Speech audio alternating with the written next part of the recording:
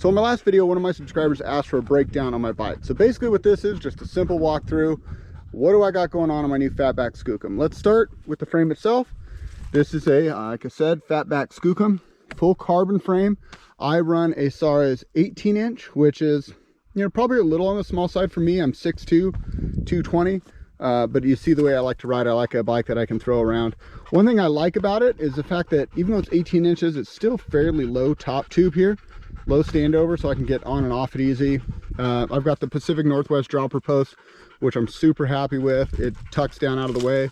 I really like their loam lever. And this is a Rainier dropper post, in case you guys are interested. Moving back through the bike, it's pretty standard. I mean, it's standard, but it's fancy to me. This is a GX build, 12 speed, which is by far the most fancy drivetrain I've ever had. Same on the cranks, GX cranks, nothing too special. On the pedals, I'm running the new DD pedals.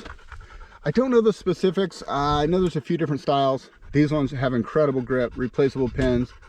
They spin really smooth. A couple of little upgrades I did from factories. I ran the Chromag Ranger stem, which is a little bit shorter than the factory stem it came with. It also just feels really good. It stiffens up the whole front end of this bike. The bars are carbon Fatback bars.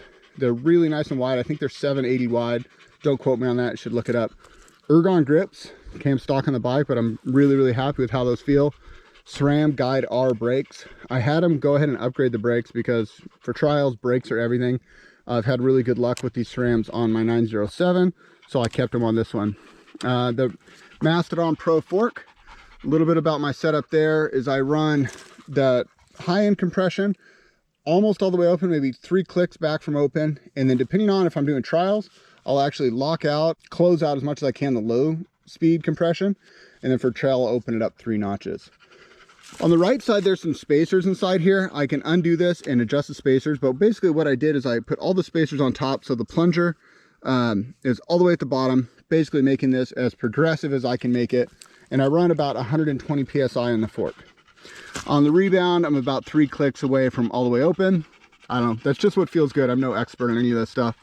As far as wheels go, I had Fatback send me a pair of their Big Sioux with their Fatback sealed hubs. I don't know the exact name of those. I know they're made by Fatback.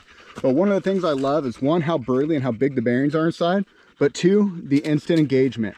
I have to have instant engagement. If you ride any sort of trials or any sort of technical riding at all, instant engagement is an absolute must.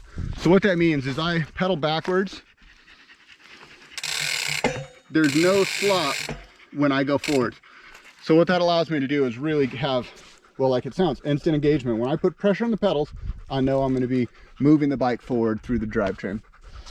Tires, Maxxis Minion, FBFs in the front, FBF in the rear, 4.8s on both. The 120 TPI, supposedly a softer compound. I run 12 in the back, 10 in the front.